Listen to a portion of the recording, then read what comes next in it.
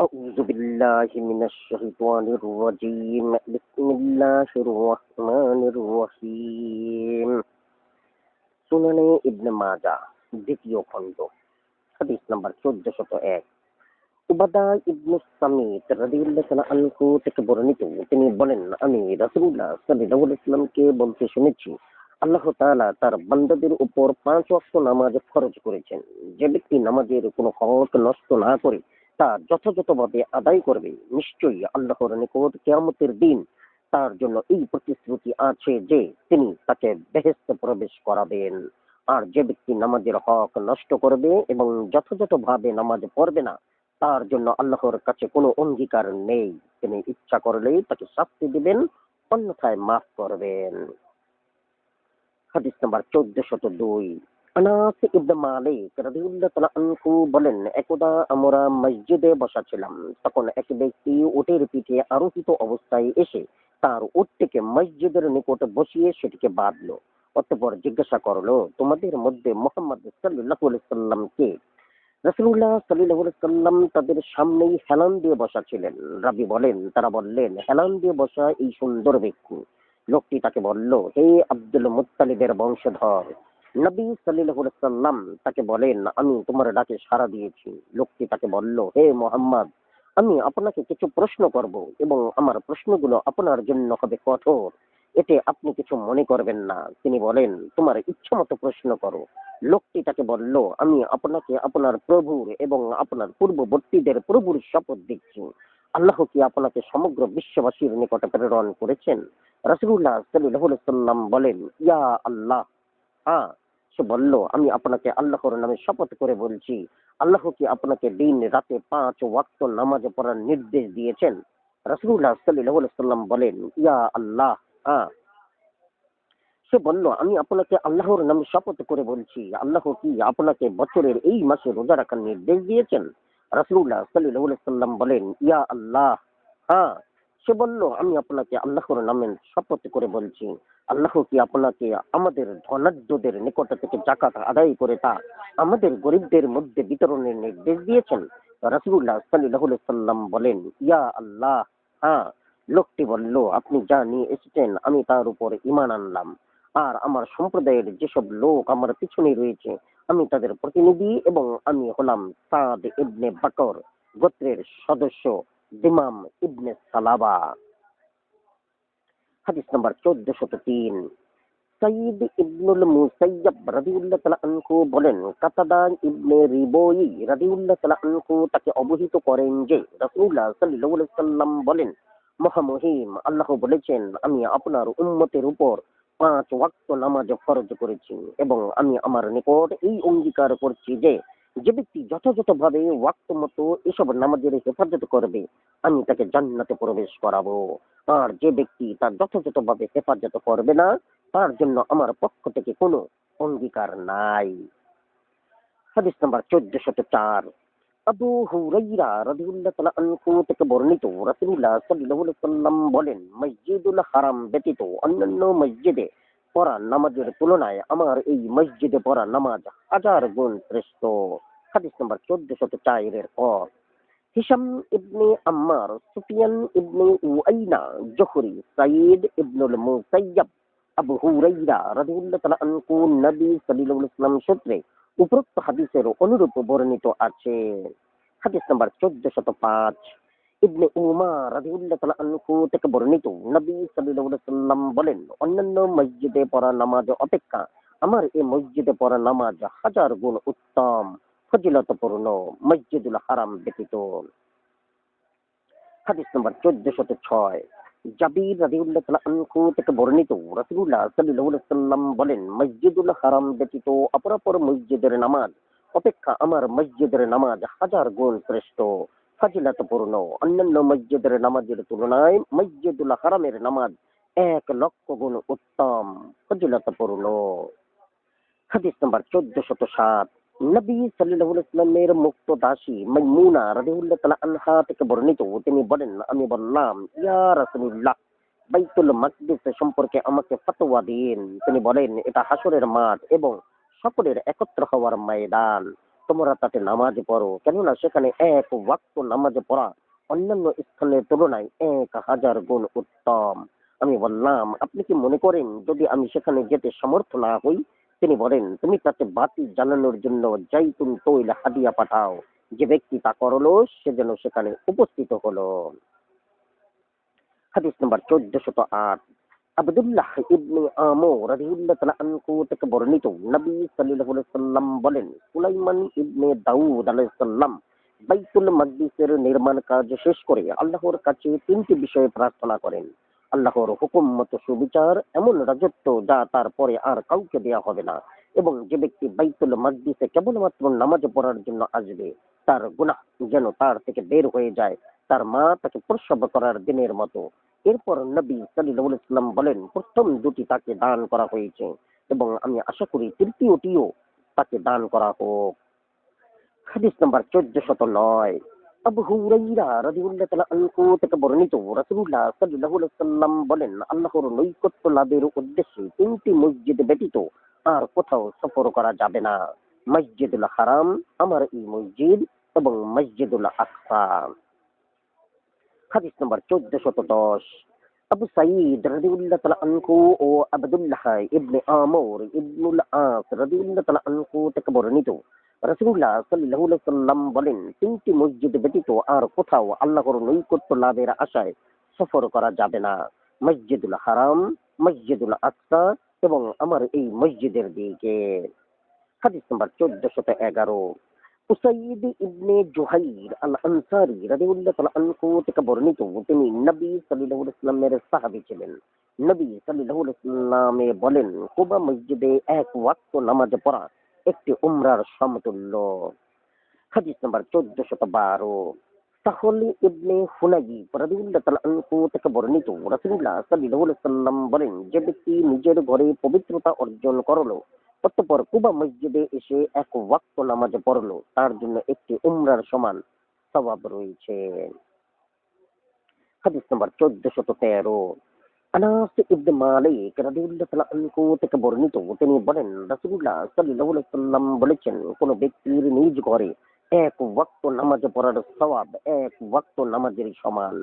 তার পাড়ার বা গোত্রের মসজিদে তার এক নামাজ 25 নামাজের সমতুল্য।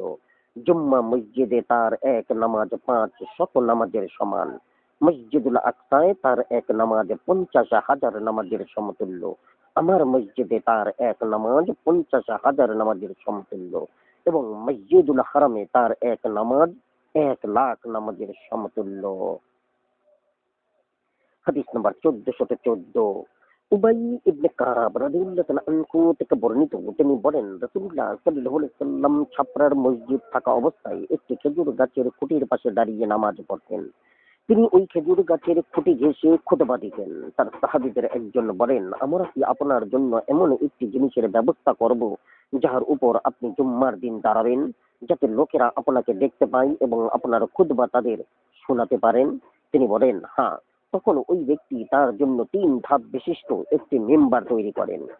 এটি ছিল সবচাইতে উঁচু মেম্বার। মেম্বারটি বানানো হলে তারা তার যথাস্থানে স্থাপন করেন। রাসূলুল্লাহ সাল্লাল্লাহু আলাইহি ওয়াসাল্লাম মিম্বারে উঠে খুতবা দেওয়ার ইচ্ছা করলেন। তিনি ওই খুঁটির পাশ দিয়ে যাওয়ার সময় তা চিৎকার দিয়ে কেঁদে ওঠে, ফলে তা ফেটে যায়। রাসূলুল্লাহ সাল্লাল্লাহু আলাইহি ওয়াসাল্লাম শুকনো খেজুর গাছের কান্নার শব্দ শুনে নেমে আসেন এবং তাকে নিজ হাতে বলিয়ে দেন, ফলে তা শান্ত হয়ে যায়। তারপর তিনি মিম্বারে ফিরে যান। এরপর যখন তিনি নামাজ পড়তেন তখন ওই খুঁটির দিকে রোখ করে নামাজ পড়তেন।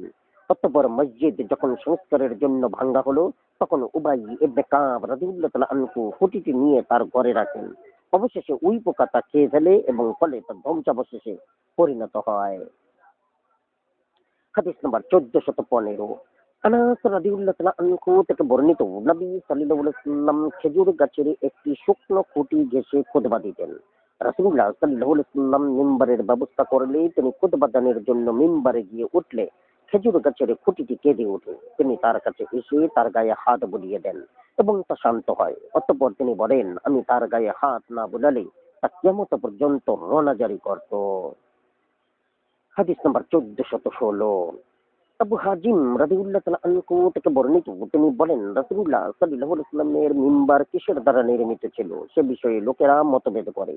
তার সাহুল ইবনে সাদ রাদিয়াল্লাহু তাআলা আনহু এর নিকট এসে তাকে এ সম্পর্কে জিজ্ঞাসা করে। তিনি বলেন, এ বিষয়ে আমার চেয়ে অধিক জ্ঞাত আর কেউ বেঁচে নেই। এটি ছিল আল গাবা বনভূমির আসল নামীয় গাছের তৈরি। অমুক মহিলার মুক্তদাস কাঠ মিস্ত্রি তা তৈরি করেছিল। সেটি এনে স্থাপন করা হলে মহানবী সাল্লাল্লাহু আলাইহি ওয়াসাল্লাম তার উপর দাঁড়ান। অতঃপর তিনি কিবলামুখী হয়ে দাঁড়ালে লোকেরাও তার পিছনে দাঁড়ায়। অতঃপর তিনি কিরাআত পড়েন, তারপর রুকু করেন, অতঃপর মাথা উঠান, অতঃপর কিবলামুখী অবস্থায় পেছনে সরে এসে জমিনে সিজদা করেন, অতঃপর আবার মিম্বারের দিকে এগিয়ে গিয়ে কিরাআত পড়েন, তারপর রুকু করে দাঁড়িয়ে যান, অতঃপর আগের মতো পিছনে সরে এসে মাটিতে সিজদা করেন। হাদিস নাম্বার 1417। জাবির ইবনে আব্দুল্লাহ রাদিয়াল্লাহু তাআলা আনহু থেকে বর্ণিত, তিনি বলেন রাসূলুল্লাহ সাল্লাল্লাহু আলাইহি ওয়াসাল্লাম একটি গাছের মূলে অথবা খেজুর গাছের কাণ্ডে ঠেস দিয়ে দাঁড়াতেন। অতঃপর তিনি একটি মিম্বার গ্রহণ করেন। রাবী বলেন, খেজুর কাণ্ডটি কেঁদে দিল। জাবির রাদিয়াল্লাহু তাআলা আনহু বলেন, এমনকি মসজিদের লোকেরা এর কান্না শুনতে পায়। অবশেষে রাসূলুল্লাহ সাল্লাল্লাহু আলাইহি ওয়াসাল্লাম গাছের নিকট এসে তাতে হাত বোলান, ফলে তা শান্ত হয়। তাদের কতক বললেন, তিনি এর কাছে না এলে এটা কিয়ামত পর্যন্ত কাঁদত। হাদিস নাম্বার 1418। আব্দুল্লাহ রাদিয়াল্লাহু তাআলা আনহু থেকে বর্ণিত, তিনি বলেন, এক রাতে আমি রাসূলুল্লাহ সাল্লাল্লাহু আলাইহি ওয়াসাল্লামের সাথে নামাজ পড়লাম। তিনি এত দীর্ঘক্ষণ দাঁড়ান যে শেষে আমি একটি অসমীচীন কাজের ইচ্ছা করলাম। আবু ওয়াইল রাদিয়াল্লাহু তাআলা আনহু বলেন, আমি বললাম, সেই কাজটি কি? তিনি বলেন, আমি তাকে একা নামাজরত অবস্থায় ত্যাগ করে বসে পড়ার ইচ্ছা করেছিলাম। হাদিস নাম্বার 1419। মুগীরা রাদিয়াল্লাহু তাআলা আনহু থেকে বর্ণিত, তিনি বলেন, রাসূলুল্লাহ সাল্লাল্লাহু আলাইহি ওয়াসাল্লাম এত দীর্ঘক্ষণ দাঁড়িয়ে নামাজ পড়েন যে তার পদদ্বয় ফুলে যায়। বলা হলো, ইয়া রাসূলুল্লাহ, আল্লাহ তো আপনার পূর্বাপর সমস্ত গুনাহ ক্ষমা করে দিয়েছেন। তিনি বলেন, আমি কি কৃতজ্ঞ বান্দা হব না? হাদিস নাম্বার 1420। আবু হুরাইরা রাদিয়াল্লাহু তাআলা আনহু থেকে বর্ণিত, তিনি বলেন, রাসূলুল্লাহ সাল্লাল্লাহু আলাইহি ওয়াসাল্লাম দীর্ঘক্ষণ ধরে নামাজ পড়তে থাকেন, এমনকি তার পদদ্বয় ফুলে যেত। তাকে বলা হলো, আল্লাহ আপনার পূর্বাপর সকল গুনাহ ক্ষমা করে দিয়েছেন। তিনি বলেন, আমি কি কৃতজ্ঞ বান্দা হব না? হাদিস নাম্বার 1421। জাবির ইবনে আব্দুল্লাহ রাদিয়াল্লাহু তাআলা আনহু থেকে বর্ণিত, তিনি বলেন, নবী সাল্লাল্লাহু আলাইহি ওয়াসাল্লামকে জিজ্ঞাসা করা হলো, কোন নামাজ উত্তম? তিনি বলেন, দীর্ঘক্ষণ দাঁড়িয়ে পড়া নামাজ। হাদিস নাম্বার 1422। আবু ফাতিমা রাদিয়াল্লাহু তাআলা আনহু বলেন, আমি বললাম, ইয়া রাসূলুল্লাহ, আমাকে এমন একটি আমল বলে দিন যা আমি অবিচল ভাবে অনবরত করতে পারি। তিনি বলেন, তুমি সিজদা করো, কেননা তুমি যখনই আল্লাহর জন্য একটি সিজদা করবে, আল্লাহ তার বিনিময়ে তোমার মর্যাদায় এক ধাপ সমুন্নত করবেন এবং তোমার একটি গুনাহ মাফ করবেন। হাদিস নাম্বার 1423। মাদান ইবনে আবু তালহা আল ইয়ামুরি রাদিয়াল্লাহু তাআলা আনহু বলেন, আমি সাওবান রাদিয়াল্লাহু তাআলা আনহু এর সাথে সাক্ষাৎ করে তাকে বললাম, আপনি আমার নিকট একটি হাদিস বর্ণনা করুন, আশা করি তার দ্বারা আল্লাহ আমাকে উপকৃত করবেন। রাবী বলেন, তিনি নীরব থাকলেন। আমি বিষয়টি পুনর্ব্যক্ত করলাম, এবারও তিনি নীরব থাকলেন। এভাবে 3 বার নীরব থাকলেন। অবশেষে তিনি আমাকে বললেন, তুমি অবশ্যই আল্লাহর জন্য সিজদা করো, কেননা আমি রাসূলুল্লাহ সাল্লাল্লাহু আলাইহি ওয়াসাল্লামকে বলতে শুনেছি, যে কোনো বান্দা আল্লাহর জন্য একটি সিজদা করলেই আল্লাহ এর বিনিময়ে তার এক ধাপ মর্যাদা বাড়িয়ে দেন এবং তার একটি গুনাহ ক্ষমা করে দেন। মাদান রাদিয়াল্লাহু তাআলা আনহু বলেন, অতঃপর আমি আবু দারদা রাদিয়াল্লাহু তাআলা আনহু এর সঙ্গে সাক্ষাৎ করে তাকে এ সম্পর্কে জিজ্ঞাসা করলাম। তিনিও একই কথা বলেন। হাদিস নাম্বার 1424। উবাদা ইবনু সামিত রাদিয়াল্লাহু তাআলা আনহু থেকে বর্ণিত, তিনি রাসূলুল্লাহ সাল্লাল্লাহু আলাইহি ওয়াসাল্লামকে বলতে শুনেছেন, যখনই কোনো বান্দা আল্লাহর জন্য একটি সিজদা করে, আল্লাহ এর বিনিময়ে তাকে একটি নেকি দান করেন, তার একটি গুনাহ মাফ করেন এবং তার মর্যাদা এক ধাপ উন্নত করেন। অতএব তোমরা অধিক সংখ্যায় সিজদা করো। হাদিস নাম্বার 1425। আনাস ইবনে হাতিম আদ-দাব্বি রাদিয়াল্লাহু তাআলা আনহু থেকে বর্ণিত, তিনি বলেন, আবু হুরায়রা রাদিয়াল্লাহু তাআলা আনহু আমাকে বললেন, তুমি তোমার শহরে পৌঁছে তার বাসিন্দাদের অবহিত করবে যে আমি রাসূলুল্লাহ সাল্লাল্লাহু আলাইহি ওয়াসাল্লামকে বলতে শুনেছি, কিয়ামতের দিন মুসলিম বান্দার নিকট থেকে সর্বপ্রথম ফরজ নামাজের হিসাব নেওয়া হবে। যদি সে তার পূর্ণরূপে আদায় করে থাকে তবে তো ভালো, অন্যথায় বলা হবে, দেখো তো তার কোন নফল নামাজ আছে কিনা। যদি তার নফল নামাজ থেকে থাকে তবে তা দিয়ে তার ফরজ নামাজ পূর্ণ করা হবে। অতঃপর অন্যান্য সব ফরজ আমলের ব্যাপারেও অনুরূপ ব্যবস্থা করা হবে। হাদিস নম্বর 1426। আবু হুরাইরা রাদিয়াল্লাহু তাআলা আনহু ও তামিম আদ-দারি রাদিয়াল্লাহু তাআলা আনহু থেকে বর্ণিত, নবী সাল্লাল্লাহু আলাইহি ওয়াসাল্লাম বলেন, কিয়ামতের দিন বান্দার নিকট থেকে সর্বপ্রথম তার নামাজের হিসাব নেওয়া হবে। যদি সে তা যথাযথভাবে পড়ে থাকে তখন তার নফল নামাজ তার জন্য অতিরিক্ত হিসাবে গণ্য করা হবে। সেটা পূর্ণরূপে না পড়ে থাকলে মহান আল্লাহ তার ফেরেশতাদের বলবেন, দেখো তো আমার বান্দার জন্য নফল কিছু পাও কিনা। সে তার ফরজে যা ঘাটতি করেছে তোমরা তার নফল দ্বারা পূরণ করো। তারপর অপরাপর আমাদের হিসাবও অনুরূপ ভাবে নেওয়া হবে। হাদিস নাম্বার 1427। আবু হুরাইরা রাদিয়াল্লাহু তাআলা আনহু থেকে বর্ণিত, নবী সাল্লাল্লাহু আলাইহি ওয়াসাল্লাম বলেন, তোমাদের কেউ ফরজ নামাজ পড়ার পর একটু সামনে এগিয়ে বা পিছনে সরে অথবা তার ডানে বা বামে সরে নফল নামাজ পড়তে কি অপারগ হবে? হাদিস নাম্বার 1428। মুগিরা ইবনে শোবা রাদিয়াল্লাহু তাআলা আনহু থেকে বর্ণিত, রাসূলুল্লাহ সাল্লাল্লাহু আলাইহি ওয়াসাল্লাম বলেন, ইমাম যে স্থানে দাঁড়িয়ে ফরজ নামাজ পড়ে সেই স্থান থেকে না সরে সে যেন নফল নামাজ না পড়ে। হাদিস নম্বর 1428। এক, কাসির ইবনে উবাইদ আল হিমসি রাদিয়াল্লাহু তাআলা আনহু বাকিয়া আবু আব্দুর রহমান তামিমি উসমান ইবনে আতা তার পিতা মুগিরা রাদিয়াল্লাহু তাআলা আনহু নবী সাল্লাল্লাহু আলাইহি ওয়াসাল্লামের সূত্রে পূর্বোক্ত হাদিসের অনুরূপ বর্ণিত হয়েছে। হাদিস নম্বর 1429। আব্দুর রহমান ইবনে শিবল রাদিয়াল্লাহু তাআলা আনহু থেকে বর্ণিত, তিনি বলেন, রাসূলুল্লাহ সাল্লাল্লাহু আলাইহি ওয়াসাল্লাম তিনটি কাজ করতে নিষেধ করেছেন। নামাজের সিজদায় কাকের মতো ঠোকর মারতে, হিংস্র জন্তুর ন্যায় বাহুবয় বাহুদয় জমিনের উপর বিছিয়ে দিতে এবং মসজিদে কোনো লোকের নামাজ পড়ার স্থান নির্দিষ্ট করে নিতে, যেমন উট আস্তাবলে স্থান নির্দিষ্ট করে নেয়। হাদিস নম্বর 1430। সালামা ইবনুল আকওয়া রাদিয়াল্লাহু তাআলা আনহু থেকে বর্ণিত, তিনি একটি কুটির নিকটে দাঁড়িয়ে দুপুরের নামাজ পড়তেন, তবে সারিতে নয়। আমি ইয়াজিদ তাকে মসজিদের কোন স্থানের দিকে ইশারা করে বললাম, আপনি এখানে নামাজ পড়েন না কেন? তিনি বলেন, আমি রাসূলুল্লাহ সাল্লাল্লাহু আলাইহি ওয়াসাল্লামকে এই স্থানে নামাজ পড়ার চেষ্টা করতে দেখতাম। হাদিস নাম্বার 1431। আব্দুল্লাহ ইবনে সাইব রাদিয়াল্লাহু তাআলা আনহু থেকে বর্ণিত, তিনি বলেন, আমি মক্কা বিজয়ের দিন রাসূলুল্লাহ সাল্লাল্লাহু আলাইহি ওয়াসাল্লামকে নামাজে পড়তে দেখলাম। তিনি তার জুতা জোড়া তার বাম পাশে রাখলেন। হাদিস নাম্বার 1432। আবু হুরাইরা রাদিয়াল্লাহু তাআলা আনহু থেকে বর্ণিত, তিনি বলেন, রাসূলুল্লাহ সাল্লাল্লাহু আলাইহি ওয়াসাল্লাম বলেছেন, তুমি তোমার পদদয়ে জুতা পরে থাকবে। তুমি তা খুলে ফেললে তোমার দুই পায়ের মাঝখানে তা রাখো, তা তোমার ডান পাশেও রেখো না এবং তোমার সাথীর ডানে বা তোমার পেছনেও রেখো না, অন্যথায় তাতে তোমার পিছনের লোক কষ্ট পাবে। সুবহানাল্লাহ, আলহামদুলিল্লাহ। অধ্যায় 6, জানাজা। হাদিস নাম্বার 1433।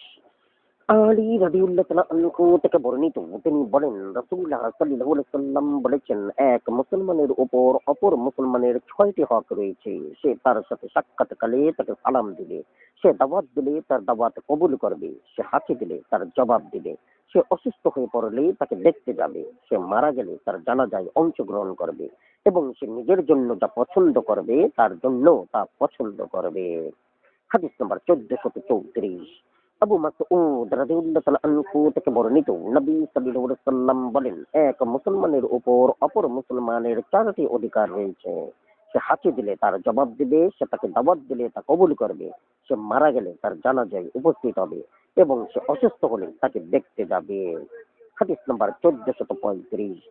আবু হুরাইরা রাদিয়াল্লাহু তাআলা আনহু থেকে বর্ণিত, তিনি বলেন, রাসূলুল্লাহ সাল্লাল্লাহু আলাইহি ওয়াসাল্লাম বলেছেন, এক মুসলমানের উপর অপর মুসলমানের 5টি অধিকার আছে।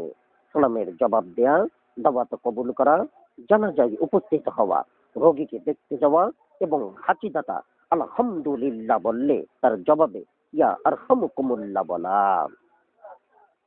হাদিস নাম্বার 1436। জাবির ইবনে আবদুল্লাহ রাদিয়াল্লাহু তাআলা আনহু থেকে বর্ণিত, তিনি বলেন, রাসূলুল্লাহ সাল্লাল্লাহু আলাইহি ওয়াসাল্লাম ও আবু বকর রাদিয়াল্লাহু তাআলা আনহু অতঃপরে আমাকে দেখতে আসেন, তখন আমি বনু সালিমায় অবস্থান করেছিলাম। হাদিস নাম্বার 1437। আনাস ইবনে মালিক রাদিয়াল্লাহু তাআলা আনহু থেকে বর্ণিত, তিনি বলেন নবী সাল্লাল্লাহু আলাইহি সাল্লাম ৩ দিন পর রোগীকে দেখতে যেতেন। হাদিস নাম্বার 1438। আবু সাঈদ আল খুদরি রাদিয়াল্লাহু তাআলা আনহু থেকে বর্ণিত, তিনি বলেন রাসূলুল্লাহ সাল্লাল্লাহু আলাইহি সাল্লাম বলেছেন, তোমরা রুগ্ন ব্যক্তিকে দেখতে গেলে তার দীর্ঘায়ু কামনা করবে। যদিও তা কিছুই প্রতিরোধ করতে পারে না, তবুও তার রোগীর অন্তরে আনন্দের উদ্রেক করে। হাদিস নাম্বার 1439। ইবনে আব্বাস রাদিয়াল্লাহু তাআলা আনহু থেকে বর্ণিত, নবী সাল্লাল্লাহু আলাইহি ওয়াসাল্লাম এক রুগ্ন ব্যক্তিকে দেখতে গিয়ে বলেন, তুমি কি চাও? সে বলল, আমি গমের রুটি খেতে চাই। নবী সাল্লাল্লাহু আলাইহি ওয়াসাল্লাম বলেন, কারো কাছে গমের রুটি থাকলে সে যেন তা তার ভাইয়ের জন্য পাঠায়। অতঃপর নবী সাল্লাল্লাহু আলাইহি ওয়াসাল্লাম বলেন, তোমাদের কারো রোগী কিছু খেতে আকাঙ্ক্ষা করলে সে তাকে যেন তা খাওয়ায়। হাদিস নাম্বার 1440। আনাস ইবনে মালিক রাদিয়াল্লাহু তাআলা আনহু থেকে বর্ণিত, তিনি বলেন নবী সাল্লাল্লাহু আলাইহি ওয়াসাল্লাম এক রুগ্ন ব্যক্তিকে দেখতে তার নিকট উপস্থিত হন। তিনি তাকে জিজ্ঞাসা করেন, তুমি কি কিছু খেতে আগ্রহী? তুমি কি কাকা পারস্য দেশীয় রুটি খেতে আগ্রহী? সে বলল, হ্যাঁ। অতএব তারা তার জন্য তা খুঁজে আনে। হাদিস নাম্বার 1441। উমর ইবনুল খাত্তাব রাদিয়াল্লাহু তাআলা আনহু থেকে বর্ণিত, তিনি বলেন নবী সাল্লাল্লাহু আলাইহি ওয়াসাল্লাম আমাকে বললেন, তুমি কোনো রোগীকে দেখতে গেলে তাকে তোমার জন্য দোয়া করতে বলো, কেননা তার দোয়া ফেরেশতাদের দোয়ার মতো। হাদিস নাম্বার 1442। আলী রাদিয়াল্লাহু তাআলা আনহু থেকে বর্ণিত, তিনি বলেন আমি রাসূলুল্লাহ সাল্লাল্লাহু আলাইহি ওয়াসাল্লামকে বলতে শুনেছি, কোন ব্যক্তি তার রুগ্ন মুসলমান ভাইকে দেখতে গেলে সে না বসা পর্যন্ত জান্নাতের খেজুর আহরণ করতে থাকে। অতঃপর সে বসলে রহমত তাকে ডেকে ফেলে। সে ভোরবেলা তাকে দেখতে গেলে ৭০,০০০ ফেরেশতা তার জন্য সন্ধ্যা পর্যন্ত দোয়া করতে থাকে। সে সন্ধ্যাবেলা তাকে দেখতে গেলে সকাল পর্যন্ত ৭০,০০০ ফেরেশতা তার জন্য দোয়া করতে থাকে। হাদিস নাম্বার 1443। আবু হুরায়রা রাদিয়াল্লাহু তাআলা আনহু থেকে বর্ণিত, তিনি বলেন রাসূলুল্লাহ সাল্লাল্লাহু আলাইহি ওয়াসাল্লাম বলেছেন, কোন ব্যক্তি রোগীকে দেখতে গেলে আকাশ থেকে একজন আহ্বানকারী তাকে ডেকে বলেন, তুমি উত্তম কাজ করেছো, তোমার পথ চলা কল্যাণময় হোক এবং তুমি জান্নাতে একটি বাসস্থান নির্ধারণ করে নিলেন। হাদিস নাম্বার 1444। আবু হুরায়রা রাদিয়াল্লাহু তাআলা আনহু থেকে বর্ণিত, তিনি বলেন রাসূলুল্লাহ সাল্লাল্লাহু আলাইহি ওয়াসাল্লাম বলেছেন, তোমরা তোমাদের মুমূর্ষু ব্যক্তিদের লা ইলাহা ইল্লাল্লাহ এর তালকিন দাও। হাদিস নাম্বার 1445। আবু সাঈদ আল খুদরি রাদিয়াল্লাহু তাআলা আনহু থেকে বর্ণিত, তিনি বলেন রাসূলুল্লাহ সাল্লাল্লাহু আলাইহি ওয়াসাল্লাম বলেছেন, তোমরা তোমাদের মুমূর্ষু ব্যক্তিদের লা ইলাহা ইল্লাল্লাহ এর তালকিন দাও। হাদিস নাম্বার 1446। আব্দুল্লাহ ইবনে জাফর রাদিয়াল্লাহু তাআলা আনহু থেকে বর্ণিত, তিনি বলেন রাসূলুল্লাহ সাল্লাল্লাহু আলাইহি ওয়াসাল্লাম বলেছেন, তোমরা তোমাদের মুমূর্ষু ব্যক্তিদের লা ইলাহা ইল্লাল্লাহ কুল হালিমুল কারীম সুবহানাল্লাহি রাব্বিল আরশিল আযীম আলহামদুলিল্লাহি রাব্বিল আলামিন এর তালকিন দাও। তারা বলেন, ইয়া রাসূলুল্লাহ, জীবিত সুস্থ ব্যক্তিদের বেলায় এ দোয়া কেমন হবে? তিনি বললেন, অধিক উত্তম, অধিক উত্তম। হাদিস নাম্বার 1447। উম্মু সালামা রাদিয়াল্লাহু তাআলা আনহু থেকে বর্ণিত, তিনি বলেন রাসূলুল্লাহ সাল্লাল্লাহু আলাইহি ওয়াসাল্লাম বলেছেন, তোমরা রোগী কিংবা মৃতের নিকট উপস্থিত হলে তার সম্পর্কে ভালো কথা বলবে, কেননা তোমরা যা বলবে ফেরেশতারা তার উপর আমিন বলবেন। আবু সালামা রাদিয়াল্লাহু তাআলা আনহু ইন্তেকাল করলে আমি নবী সাল্লাল্লাহু আলাইহি ওয়াসাল্লামের নিকট এসে বললাম, ইয়া রাসূলুল্লাহ, আবু সালামা ইন্তেকাল করেছেন। তিনি বলেন, তুমি বলো, হে আল্লাহ, তুমি আমাকে ও তাকে ক্ষমা করো এবং আমাকে তার চেয়েও উত্তম প্রতিদান দাও। রাবি বলেন, আমি তাই করলাম। আল্লাহ আমাকে তার চাইতেও উত্তম বিনিময় মুহাম্মাদুর রাসূলুল্লাহ সাল্লাল্লাহু আলাইহি সাল্লামকে দান করেছেন। হাদিস নম্বর 1448। মাকিলি ইবনে ইয়াসার রাদিয়াল্লাহু তাআলা আনহু থেকে বর্ণিত, তিনি বলেন রাসূলুল্লাহ সাল্লাল্লাহু আলাইহি সাল্লাম বলেছেন, তোমরা তোমাদের মৃতদের কাছে সূরা ইয়াসিন পড়ো। হাদিস নাম্বার 1449। আব্দুর রহমান ইবনে কাব ইবনে মালিক রাদিয়াল্লাহু তাআলা আনহু থেকে তার পিতার সূত্রে বর্ণিত, তিনি বলেন, কাব রাদিয়াল্লাহু তাআলা আনহু এর মৃত্যু ঘনিয়ে এলে তার নিকট উম্মু বিশর বিনতুল বারাআ ইবনে মারু রাদিয়াল্লাহু তাআলা আনহু এসে বলেন, হে আবু আব্দুর রহমান, তুমি অমুকের সাক্ষাৎ পেলে আমার পক্ষ থেকে তাকে সালাম পৌঁছাবে। তিনি বলেন, হে উম্মু বিশর, আল্লাহ তোমাকে ক্ষমা করুন, আমি এখন তার চেয়ে জরুরি কাজে ব্যস্ত আছি। তিনি বলেন, হে আবু আব্দুর রহমান, তুমি কি রাসূলুল্লাহ সাল্লাল্লাহু আলাইহি ওয়াসাল্লামকে বলতে শুনোনি, মুমিন ব্যক্তির আত্মা সবুজ পাখির মধ্যে অবস্থান করে জান্নাতের গাছের সাথে ঝুলে থাকে? তিনি বলেন, হ্যাঁ। উম্মু বিশর রাদিয়াল্লাহু তাআলা আনহু বলেন, প্রকৃত কথা এটাই। হাদিস নাম্বার 1450। মুহাম্মদ ইবনুল মুনকাবির রাদিয়াল্লাহু তাআলা আনহু থেকে বর্ণিত, তিনি বলেন, আমি মুমূর্ষু জাবির ইবনে আব্দুল্লাহ রাদিয়াল্লাহু তাআলা আনহু এর নিকট উপস্থিত হয়ে বললাম, আপনি রাসূলুল্লাহ সাল্লাল্লাহু আলাইহি ওয়াসাল্লামকে সালাম পৌঁছে দিবেন। হাদিস নাম্বার 1451। ঈশা রাদিয়াল্লাহু তাআলা আনহা থেকে বর্ণিত, রাসূলুল্লাহ সাল্লাল্লাহু আলাইহি ওয়াসাল্লাম তার নিকট উপস্থিত হন। তখন তার নিকট তার এক প্রতিবেশী মৃত্যু যন্ত্রণায় ছটফট করেছিল। নবী সাল্লাল্লাহু আলাইহি ওয়াসাল্লাম তাকে চিন্তিত দেখে বলেন, তোমার প্রতিবেশীর কারণে তুমি চিন্তিত হইও না, কেননা এটা তার সৎকর্মসমূহের অন্তর্ভুক্ত। হাদিস নম্বর 1452। বুরাইদা রাদিয়াল্লাহু তাআলা আনহু থেকে বর্ণিত, নবী সাল্লাল্লাহু আলাইহি ওয়াসাল্লাম বলেন, কপালের ঘাম সহ মুমিন ব্যক্তির মৃত্যু হয়। হাদিস নম্বর 1453। আবু মুসা রাদিয়াল্লাহু তাআলা আনহু থেকে বর্ণিত, তিনি বলেন, আমি রাসূলুল্লাহ সাল্লাল্লাহু আলাইহি ওয়াসাল্লামের নিকট জিজ্ঞাসা করলাম, বান্দার পরিচয় মানুষ থেকে কখন ছিন্ন হয়ে যায়? তিনি বলেন, যখন সে মৃত্যুর ফেরেশতা ও বারজাক দেখতে পায়। হাদিস নাম্বার 1454। উম্মু সালামা রাদিয়াল্লাহু তাআলা আনহু থেকে বর্ণিত, তিনি বলেন, রাসূলুল্লাহ সাল্লাল্লাহু আলাইহি ওয়াসাল্লাম যখন আবু সালামা রাদিয়াল্লাহু তাআলা আনহা এর নিকট উপস্থিত হন, তখন তার চোখ খোলা ছিল। তিনি তার চোখ বন্ধ করে দেন।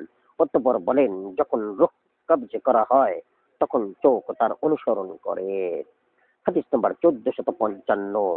সাদ্দাদ ইবনে আউস রাদিয়াল্লাহু তাআলা আনহু থেকে বর্ণিত, তিনি বলেন, রাসূলুল্লাহ সাল্লাল্লাহু আলাইহি ওয়াসাল্লাম বলেছেন, তোমরা তোমাদের মৃত ব্যক্তির নিকট উপস্থিত হয়ে তার চোখ দুটি বন্ধ করে দিও, কেননা চোখ রূহের অনুসরণ করে এবং তোমরা তার সম্পর্কে ভালো মন্তব্য করবে, কারণ গৃহবাসীরা যা বলে ফেরেশতারা তাতে আমিন বলেন। হাদিস নাম্বার 1456। আয়েশা রাদিয়াল্লাহু তাআলা আনহা থেকে বর্ণিত, তিনি বলেন, রাসূলুল্লাহ সাল্লাল্লাহু আলাইহি ওয়াসাল্লাম উসমান ইবনে মাজউন রাদিয়াল্লাহু তাআলা আনহু এর লাশ চুম্বন করেন। আমি যেন এখনো তার দুই গাল বেয়ে অশ্রু গড়িয়ে পড়তে দেখছি। হাদিস নাম্বার 1457। ইবনে আব্বাস ও আয়েশা রাদিয়াল্লাহু তাআলা আনহা থেকে বর্ণিত, আবু বকর রাদিয়াল্লাহু তাআলা আনহু নবী সাল্লাল্লাহু আলাইহি ওয়াসাল্লামের লাশ চুম্বন করেন। হাদিস নাম্বার 1458। উম্মু আতিয়া রাদিয়াল্লাহু তাআলা আনহু থেকে বর্ণিত, তিনি বলেন, আমরা রাসূলুল্লাহ সাল্লাল্লাহু আলাইহি ওয়াসাল্লামের কন্যা উম্মু কুলসুমের গোসল দেই। তখন রাসূলুল্লাহ সাল্লাল্লাহু আলাইহি ওয়াসাল্লাম আমাদের নিকট এসে বলেন, তোমরা তাকে 3 বা 5 অথবা ততোধিক বার কুলপাতা মিশ্রিত পানি দিয়ে গোসল করাও। শেষবারে কর্পূর বা কিছু কর্পূর লাগিয়ে দাও। তোমরা গোসল দেওয়া শেষ করে আমাকে ডাকবে। অতএব আমরা তার গোসল দেয়া শেষ করে তাকে সংবাদ দিলাম। তিনি তার জামা আমাদের দিকে নিক্ষেপ করে বলেন, এটি দিয়ে ভালো করে আবৃত করো। হাদিস নাম্বার 1459। উম্মু আতিয়া রাদিয়াল্লাহু তাআলা আনহা থেকে এই সনদ সূত্রে উপরোক্ত হাদিসের অনুরূপ বর্ণিত আছে। হাফসা রাদিয়াল্লাহু তাআলা আনহা এর বর্ণনায় আছে, তোমরা তাকে বেজোড় সংখ্যায় গোসল দাও। তার বর্ণনায় আরো আছে, তোমরা তাকে 3 বা 5 বার গোসল দাও। তার বর্ণনায় আরো আছে, তোমরা তার ডান দিকে থেকে তার অজুর অঙ্গগুলো থেকে গোসল শুরু করো। এই বর্ণনায় আরো আছে, উম্মু আতিয়া রাদিয়াল্লাহু তাআলা আনহা বলেন, আমরা তার মাথার চুল 3 গোছায় বিভক্ত করে আছড়িয়ে দিলাম। হাদিস নাম্বার 1460। আলী রাদিয়াল্লাহু তাআলা আনহা থেকে বর্ণিত, তিনি বলেন, নবী সাল্লাল্লাহু আলাইহি ওয়াসাল্লাম আমাকে বললেন, তুমি তোমার উরু খুলে রেখো না এবং জীবিত ও মৃত কারো উরুর প্রতি দৃষ্টিপাত করো না। হাদিস নাম্বার 1461। আব্দুল্লাহ ইবনে উমার রাদিয়াল্লাহু তাআলা আনহু থেকে বর্ণিত, তিনি বলেন, রাসূলুল্লাহ সাল্লাল্লাহু আলাইহি ওয়াসাল্লাম বলেছেন, তোমরা তোমাদের মৃতদের আমানতের সাথে গোপনীয় অঙ্গসমূহ যথাসম্ভব ঢেকে রেখে গোসল দাও। হাদিস নাম্বার 1462। আলী রাদিয়াল্লাহু তাআলা আনহু থেকে বর্ণিত, তিনি বলেন, রাসূলুল্লাহ সাল্লাল্লাহু আলাইহি ওয়াসাল্লাম বলেছেন, যে ব্যক্তি মৃতকে গোসল দিল, কাফন পরালো, সুগন্ধি মাখলো, বহন করে নিয়ে গেল, তার জানাজার নামাজ পড়লো এবং তার গোচরীভূত হওয়া বা তার গোপনীয় বিষয় প্রকাশ করলো না, তার থেকে তার গুনাহসমূহ তার জন্মদিনের মতো বের হয়ে যায়। হাদিস নাম্বার 1463। আবু হুরাইরা রাদিয়াল্লাহু তাআলা আনহু থেকে বর্ণিত, তিনি বলেন রাসূলুল্লাহ সাল্লাল্লাহু আলাইহি ওয়াসাল্লাম বলেছেন, যে ব্যক্তি মৃতকে গোসল দিল সে যেন গোসল করে। হাদিস নাম্বার 1464। আয়েশা রাদিয়াল্লাহু তাআলা আনহা থেকে বর্ণিত, তিনি বলেন, যা আমি পরে অবগত হয়েছি তা যদি পূর্বে অবহিত হতে পারতাম তাহলে নবী সাল্লাল্লাহু আলাইহি ওয়াসাল্লামকে তার স্ত্রীগণ ব্যতীত আর কেউ গোসল দিতে পারত না। হাদিস নাম্বার 1465। ঈশা রাদিয়াল্লাহু তাআলা আনহা থেকে বর্ণিত, তিনি বলেন রাসূলুল্লাহ সাল্লাল্লাহু আলাইহি ওয়াসাল্লাম জান্নাতুল বাকি থেকে ফিরে এসে আমাকে মাথা ব্যথায় যন্ত্রণাকাতর অবস্থায় পেলেন। তখন আমি বলছিলাম, হে আমার মাথা। তিনি বলেন, হে আয়েশা, আমিও মাথা ব্যথায় ভুগছি, হে আমার মাথা। অতঃপর তিনি বলেন, তুমি যদি আমার পূর্বে মারা যেতে তাহলে তোমার কোনো ক্ষতি হতো না, কেননা আমি তোমাকে গোসল করাতাম, কাফন পরাতাম, তোমার জানাজার নামাজ পড়তাম এবং তোমাকে দাফন করতাম। হাদিস নম্বর 1463। বুরাইদা রাদিয়াল্লাহু তাআলা আনহু থেকে বর্ণিত, তিনি বলেন, গোসল দানকারীগণ নবী সাল্লাল্লাহু আলাইহি ওয়াসাল্লামকে গোসল দিতে শুরু করলে তাদের মধ্যকার একজন ভিতর থেকে তাদেরকে জোর গলায় বলেন, তোমরা রাসূলুল্লাহ সাল্লাল্লাহু আলাইহি ওয়াসাল্লামের পরনের জামা খুলো না। হাদিস নম্বর 1467। আলী ইবনে আবু তালিব রাদিয়াল্লাহু তাআলা আনহু থেকে বর্ণিত, তিনি বলেন, নবী সাল্লাল্লাহু আলাইহি ওয়াসাল্লামকে গোসল দানকালে মৃতের থেকে যা নাপাকি অন্বেষণ করা হয়, গোসল দানকারী তা তার মধ্যে অন্বেষণ করেন কিন্তু কিছুই পাননি।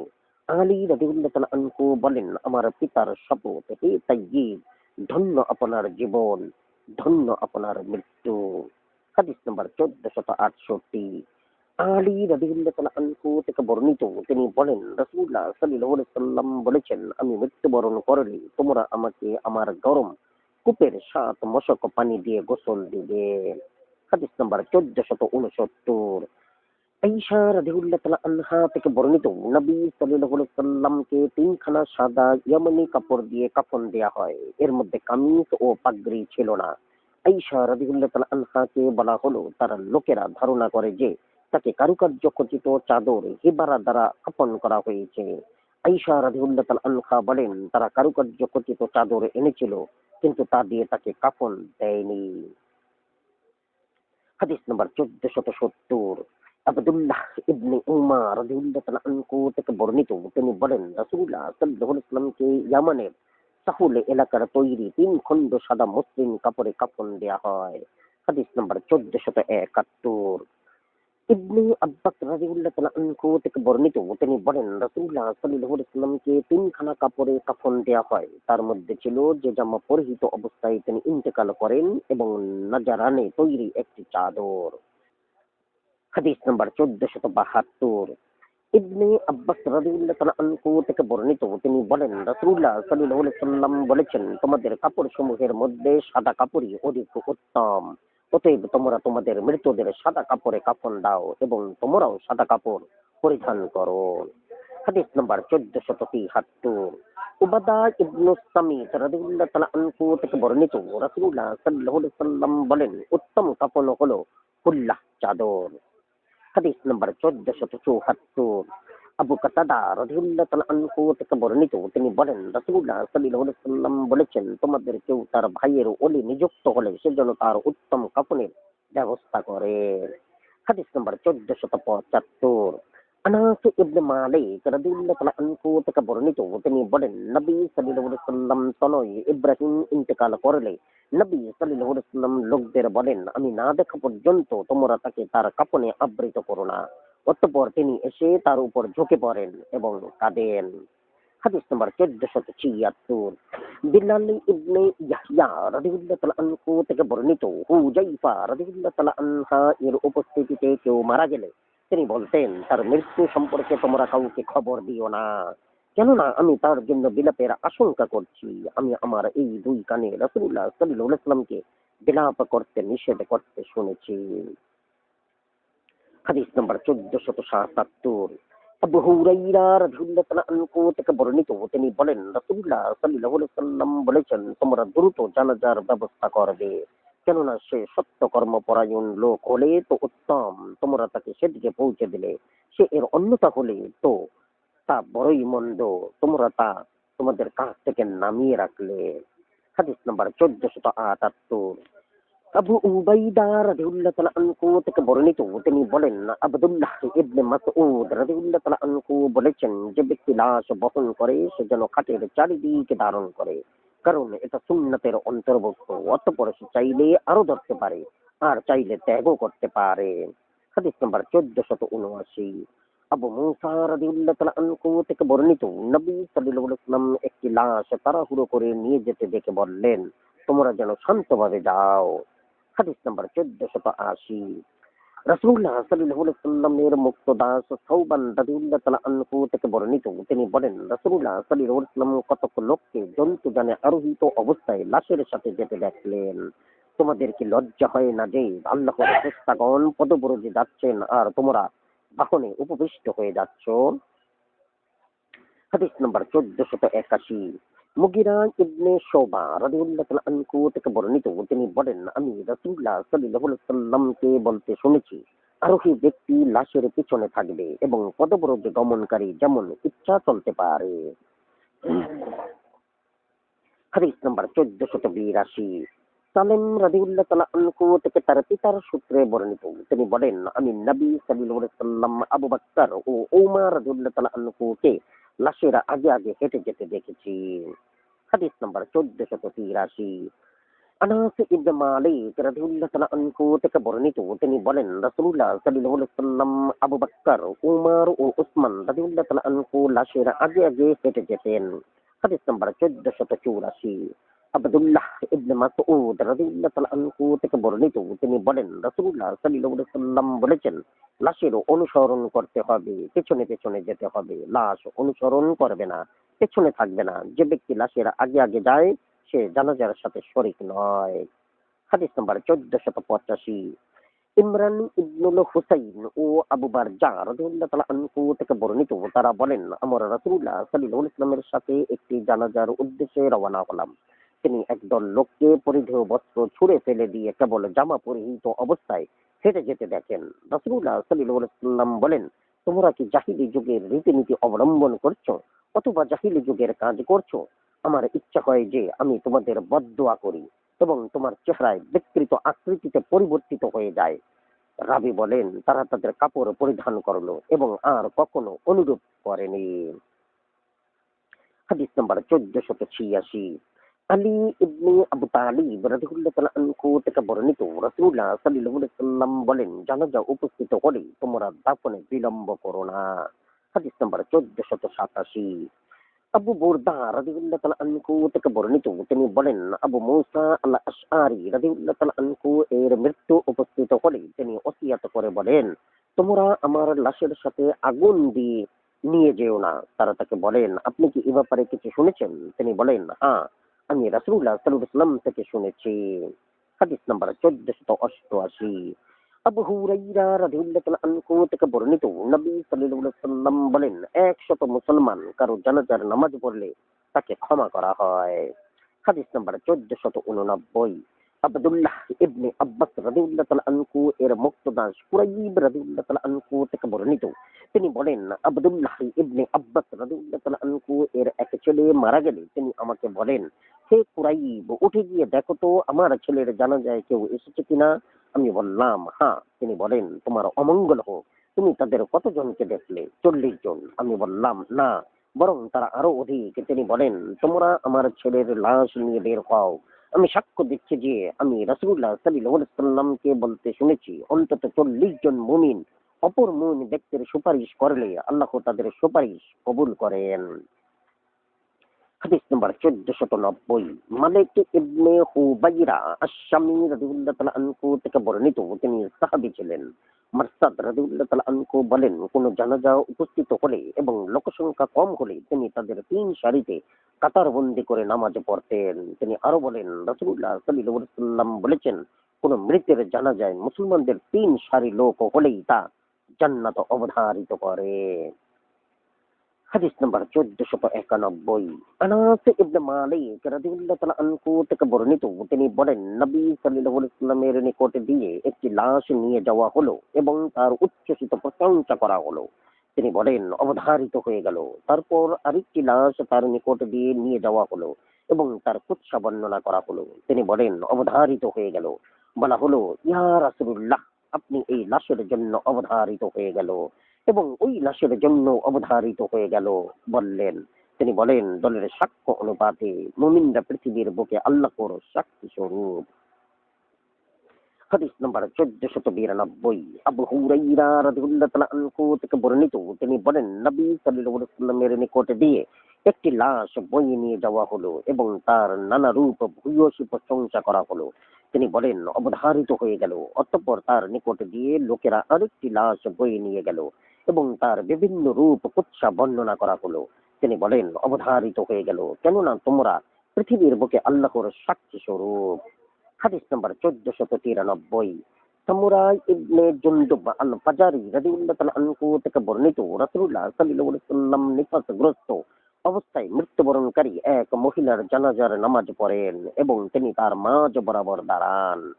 হাদিস নাম্বার 1494, আবু গালিব রাদিয়াল্লাহু তাআলা আনহু থেকে বর্ণিত, তিনি বলেন, আমি আনাস ইবনে মালিক রাদিয়াল্লাহু তাআলা আনহুকে এক ব্যক্তির জানাজার নামাজ পড়তে দেখলাম। তিনি তার মাথা বরাবর দাঁড়ান। আরেকটি মহিলার লাশ উপস্থিত করা হলে লোকেরা বলল, হে আবু হামজা, তার জানাজার নামাজ পড়ুন। তিনি খাটের মাঝ বরাবর দাঁড়ান। আলা ইবনে জিয়াদ রাদিয়াল্লাহু তাআলা আনহু তাকে বলেন, হে আবু হামজা, আপনি পুরুষের জানাজায় যেভাবে দাঁড়িয়েছেন, মহিলার জানাজায় যেভাবে দাঁড়িয়েছেন, রাসূলুল্লাহ সাল্লাল্লাহু আলাইহি ওয়াসাল্লামকে সেভাবে দাঁড়াতে দেখেছেন কি? তিনি বলেন, হ্যাঁ। তিনি আমাদের দিকে ফিরে বলেন, তোমরা স্মরণ রেখো। হাদিস নাম্বার 1495, ইবনে আব্বাস রাদিয়াল্লাহু তাআলা আনহু থেকে বর্ণিত, নবী সাল্লাল্লাহু আলাইহি ওয়াসাল্লাম জানাজার নামাজে সূরা ফাতিহা পড়েন। হাদিস নাম্বার 1496, উম্মু শারীকা আল আনসারিয়া রাদিয়াল্লাহু তাআলা আনহু বলেন, রাসূলুল্লাহ সাল্লাল্লাহু আলাইহি ওয়াসাল্লাম আমাদেরকে জানাজার নামাজে সূরা ফাতিহা পড়ার নির্দেশ দিয়েছেন।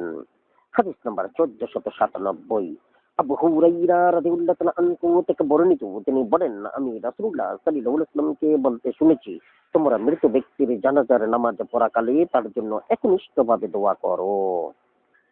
হাদিস নাম্বার 1498, আবু হুরাইরা রাদিয়াল্লাহু তাআলা আনহু থেকে বর্ণিত, তিনি বলেন, রাসূলুল্লাহ সাল্লাল্লাহু আলাইহি ওয়াসাল্লাম জানাজার নামাজে বলতেন, হে আল্লাহ, আমাদের জীবিত মৃত উপস্থিত অনুপস্থিত ছোট বড় নারী পুরুষ নির্বিশেষে সকলকে ক্ষমা করো। হে আল্লাহ, তুমি আমাদের মধ্যে যাকে জীবিত রাখো তাকে ইসলামের উপর জীবিত রাখো, এবং আমাদের মধ্যে যাকে মৃত্যু দান করো তাকে ঈমানের সাথে মৃত্যু দান করো। হে আল্লাহ, আমাদেরকে এর প্রতিদান থেকে বঞ্চিত করো না এবং এরপরে আমাদের পথভ্রষ্ট করো না। হাদিস নাম্বার 1499, ওয়াসিলা ইবনুল আসকা রাদিয়াল্লাহু তাআলা আনহু থেকে বর্ণিত, তিনি বলেন, রাসূলুল্লাহ সাল্লাল্লাহু আলাইহি ওয়াসাল্লাম মুসলমানদের এক ব্যক্তির জানাজার নামাজ পড়লেন। আমি তাকে বলতে শুনেছি, হে আল্লাহ, অমুকের পুত্র অমুক তোমার জিম্মায় এবং তোমার নিরাপত্তার বন্ধনে, তুমি তাকে কবরের বিপর্যয় ও দোজখের শাস্তি থেকে রক্ষা করো এবং তাকে দয়া করো, কেননা তুমি কেবল ক্ষমাকারী, পরম দয়ালু। হাদিস নাম্বার 1500, আউফ ইবনে মালিক রাদিয়াল্লাহু তাআলা আনহু থেকে বর্ণিত, তিনি বলেন, আমি রাসূলুল্লাহ সাল্লাল্লাহু আলাইহি ওয়াসাল্লামের সাথে এক আনসারীর জানাজার নামাজে শরীক ছিলাম। আমি তাকে বলতে শুনেছি, হে আল্লাহ, তুমি তাকে দয়া করো, তাকে ক্ষমা করো এবং তার উপর করুণা বর্ষণ করো। তাকে ক্ষমা করো, তার পাপরাশি দূর করো, তাকে ঠান্ডা পানি ও বরফ দ্বারা ধৌত করো এবং সাদা কাপড় থেকে যেভাবে ময়লা পরিষ্কার করা হয় তদ্রূপ তাকে গুনাহ থেকে পরিচ্ছন্ন করো। তার ঘরের পরিবর্তে তাকে উত্তম আবাস দান করো, তার পরিবার থেকেও উত্তম পরিবার তাকে দান করো এবং তাকে কবরের বিপর্যয় ও দোজখের শাস্তি থেকে রক্ষা করো। আউফ রাদিয়াল্লাহু তাআলা আনহু বলেন, তখন আমার আকাঙ্ক্ষা হলো যে আমি যদি ওই ব্যক্তির স্থানে হতাম।